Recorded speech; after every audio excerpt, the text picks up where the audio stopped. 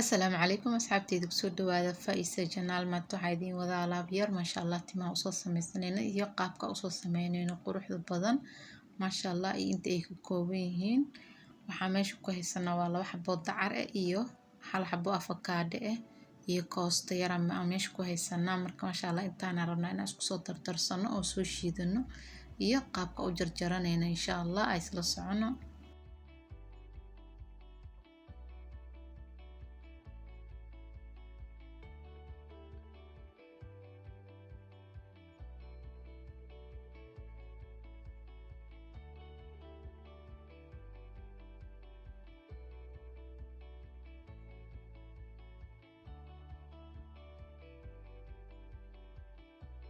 maasha Allah dadkan alaabteena soo jarjaranay haaf yaro biyo meesha ku shubnay kabacdina waxaan rabnaa intaas inaan ku wada shiidno meesha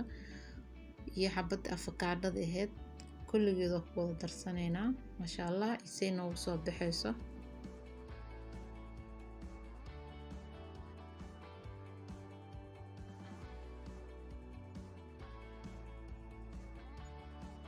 hadda waa diyaar maasha Allah waa soo miirnay saani ku soo baxday haddana waxaan ku darsanaynaa 1 qaado oo warange warangada xalwada lagu kariyo ayadana 1 qaado iyo waxaan kaloo ku darsanaynaa 1 qaado oo qasil waxyar kabacdina waxaan geynaynaa dabka insha Allah. waa kadan dabka geeyna waxaan ku darsanaynaa saliid macsar yar saliid alaal saliid harto ku darsan kartaa saliid saytuunka saliid macsarada iyo saliid qumbaha tii ku fudud baa ku darsan kartaa maasha Allah ana saliid macsaraan ku darsaday waxyar kabacdina waa dejinaynaa waa soo qaboojinaynaa maasha Allah dadkan anagoo soo dejino soo qaboojinay kalarkeedana saanay ku soo baxay quruxda badan haddana waxaan sameynaynaa qayb kamid ah rabnaa haddana gabadhina tinta u marin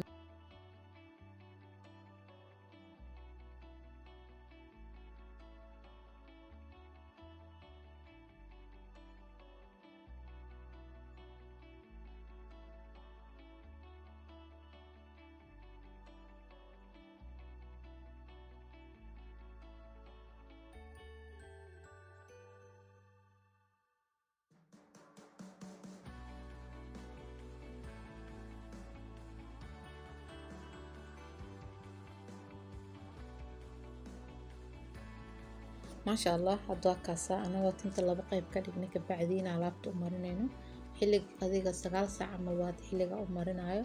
adiga 10 saac ama la rabnaa ilaa idmina ka dhaqo maasha Allah dadkana maasha Allah dadkaas waa u dhameynay waxaan sameynaynaa maro yar aan ku xireynaa insha Allah si noogu hurto oo si qurux badan noogu soo baxo maasha Allah waa soo dhaqnay waa soo qalajinay waa kaasaan ku soo baxday marka soo qalajinay maasha Allah tan waxaan sameynaynaa fooneeyar marinaynaa insha Allah qaab qurux badan ay ku soo baxaysaa insha Allah asxaabteyda ku soo dhawaada Faiza Janaal subscribe like share comment xaqiina waa insha Allah.